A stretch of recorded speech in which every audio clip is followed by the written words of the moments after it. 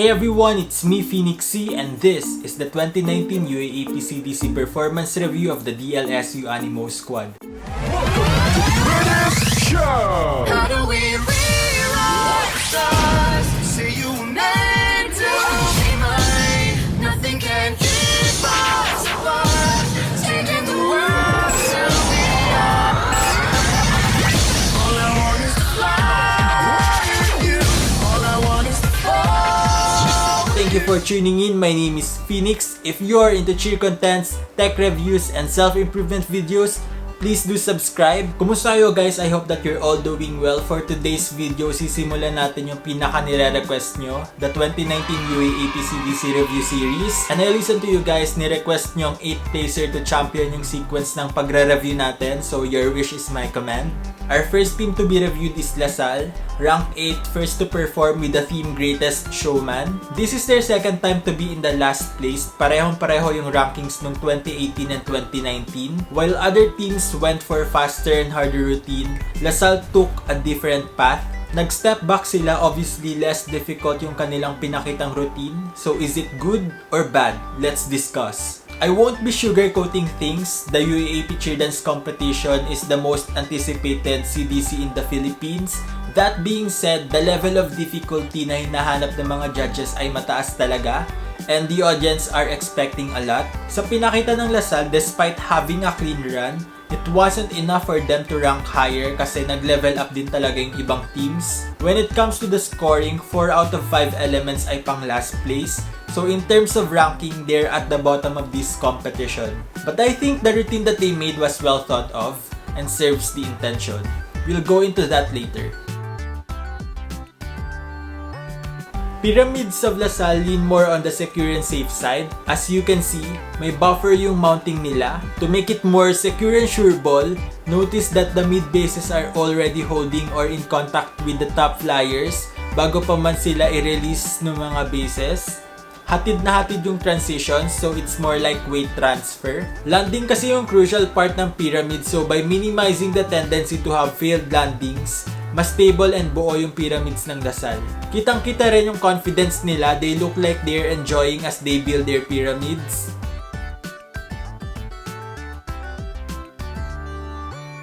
Aside from the mountings, comparing their dismounts, from 2018 we see improvement. Maayos and stable sila, so I think mas tinutukan nilang properly executed all throughout yung pyramids nila. For the stunt, they really toned down the difficulty as well. Lesser flyers din yung inangat nila. Obviously, the 2018 routine is harder than this. Mas marami silang mga unassisted stunt doon. Hindi lang nila na-pull off perfectly. And sana yun na yung level na tinatapatan or hinihigitan nila. Sa pinakita nila for 2019, here are some points. Given lesser flyers and more bases or spotters below, mas na-ensure nila na mas stable yung execution. We can see that their transition to perform a stunt, extend, or dismount really take time. I think this is to give them allowance to catch up. In case hindi mag-hit yung ibang stunt, may chance pang humabol. Tulad na tong sa toss to hands part, supposedly i-extend pa dapat. Pero since nag-struggle yung isang set sa paghawak sa paa, hindi na nila nasunod yung sequence. But just in time for the toe-touch dismount, nakahabol pa sila. For the other teams, they are not resting in between. Talagang compressed yung countings and they perform different body positions.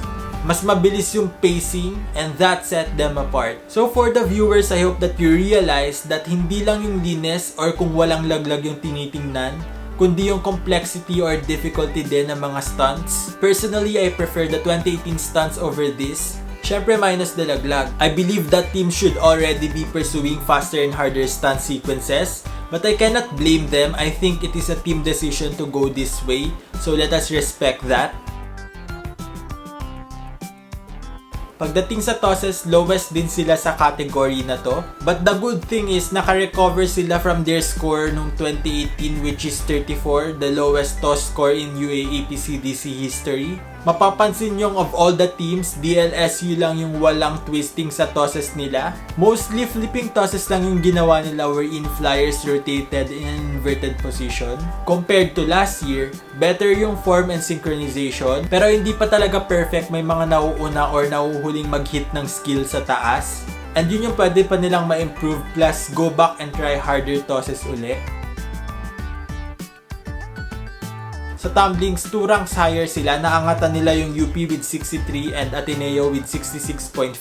I would say maganda yung pagkaka-block ng Lasal sa tumbling passes nila. They have one key recruit who did standing full twist, and Coach Ramon made emphasis on that one sa intro, which then reminds me of Patrick Tasik from UST Salingawi.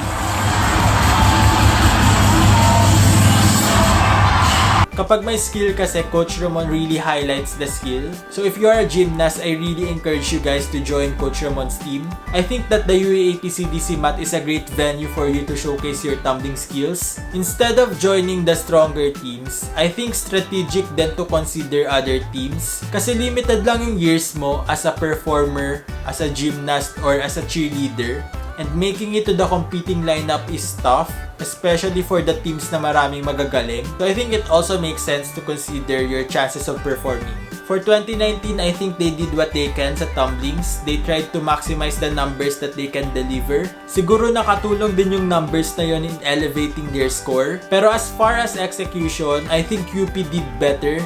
And Ateneo did longer passes. Pero sobrang dikit kasi ng mga scores, so I think it was a good fight after all. May mga parts na hindi pa fully confident yung iba sa skill, pero sumalang pa rin sila. So I'm very proud of you guys. If you will be given a chance to compete again, I hope you guys do better, so that once you leave the team, you will look back to your performance videos and see how much you have grown. Kasi forever throwback nyo na yung mga CDC videos nyo. For the dance, Lasal did an excellent job. They're one of the squads with the cleanest blockings. Choreography-wise, I would rank them higher than the teams above them. Kasi mas malinis and well-coordinated yung mga movements. I wish they have a higher score here. Unfortunately, they are the last. With 400 points sa dance scoring, hindi talaga clear kung ano yung binibigyang halaga ng mga judges. But I think, aside from the technical side, what matters more is you connect with your audience. Favorite ng marami yung costume reveal part. Coach Ramon already did this nung 2013 Egyptian routine ng UST, and finally na-pull off niya na perfectly. It's a good finale for the routine considering that they finished a clean run. Mas naging makulay yung finale, and I'm not just speaking about the costume, but with the smile of every cheerleader na nag-perform. Right after their performance, makikita mo talaga yung saya sa mga mukha nila, that they were able to redeem themselves from their 2018 performance. I think that is the most fulfilling part. Dance was well crafted, but the challenge is to show something new, something na hindi pa nagagawa ni Coach Ramon or ng DLSU Animo squad, and hopefully sana mas maging relatable to the crowd. So let's read some comments from the cheermunity I post occasionally on my Facebook page and YouTube community page. So if you don't want to miss out on the discussions, please do subscribe on this channel and like our FB page para makapag-share din kayo ng mga thoughts nyo and suggestions to our teams. Let's start with Terrific 1290.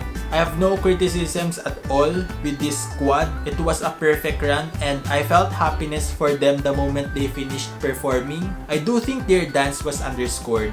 Their choreo and formation were remarkable, and that score was unfair. Of course, the need to increase difficulty of the cheer elements is always there, but you can tell na hanggang doon na lang yung kaya ng skills nila, and they need to be safe also. In fairness to them, they work where they could. Yeah, I definitely agree with you. I love how they start the choreography. It is very eye-catching. Work more on how they will be able to catch more of the audience attention so that they will be able to deliver their theme properly. I know they can do more than that since given naman na 2 months lang prep nila. I believe that may laban sila if mas maaga sila nag-start like other teams. Coming from Chad, he commented on different elements but I will select tosses. Played safe on 2019 but needs to level up the difficulty of their tosses, their weakest cheer element. Punta naman tayo sa mga FB post. Ito coming from Marian Calleja of the UAAP squad. Idol natin to. Favorite niya yung dance ng DLSU Animo squad. Punta naman tayo sa comment ni Kenneth Arceo. Overall, they improved a lot. It was actually a strong start. And I must say, the crowd this year was very appreciative, which boosted the confidence of the athletes. Their 2019 routine is clean, in which I like the most. Everyone in the team are having fun. They need to upgrade their cheer elements to be able to deliver a much more thrilling routine. To sum it up, DLSU Animo squad pulled off a great routine. They did it for the crowd, for the LaSalle community, but most importantly for themselves. Despite having the lowest score in most elements, mas minimal na yung differences nila compared to the other teams above them. Meaning, mas dumikit sila kahit papano in terms of the scoring. With the routine, nakitaan ko sila ng confidence. Even Coach Ramon, right after their performance, sobrang saya niya, sobrang proud niya sa team niya. He even posted on FB na, as far as I can remember sa lahat daw ng mga nag-last place, siya na ata yung pinakamasaya. And I couldn't agree more. Sobrang napanindigan nila yung hashtag Rewrite Lasal. I think that with hard work and patience, mag-i-improve din yung Lasal. But if they want to rank higher, they need to work double or triple time. Kasi yung ibang squads, grabe din yung preparations for this competition. Rebuilding phase yung Lasal ngayon, and I ask you guys kung ano sa tingin nyo yung element na dapat nilang i-focus for 2020. And most of you guys suggested stunts, tosses, pyramids. For me, it's pyramids. For 2019, I did not expect their pyramids. I did not expect them to go that direction. But on the other hand, I respect their decision and I think nag-benefit naman yung buong team. I believe that the pyramid that you build reflects the kind of bond that you have as a team. So Animo squad need to spend more time together, learn and grow together. Kailangan tutukan nila yung recruitment and they need to make the program work for the cheerleaders. So I think it's not just about the cheerleaders that you recruit, but the cheerleaders that you keep. For me, every cheerleader counts. In the case of LaSalle, they have a limited number of cheerleaders and yung iba pa doon, saglit lang within the team. Yung iba nawawala, natatanggal, nai-injure, gumagraduate, or nalilipat ng ibang team. So they need to have a good pool of cheerleaders to sustain the current and upcoming competitions. Otherwise, magba-back to basics and start from scratch talaga sila. Early preparation then is important kasi it takes time to master a routine. But if there are limited time given, they have to maximize their training. I would also suggest for them to consider halftime performances as training kasi it can add up to their experience and confidence. Sa nakita ko nung 2019, may solidarity na yung team. Change is a team sport. So I hope na mas united sila this 2020. So good luck Coach Ramon and good luck Animo squad. Alright, that's it. Thumbs up if you like it, subscribe if you love it. Thanks for watching. This is Phoenix C reminding you to rise up and keep the fire burning.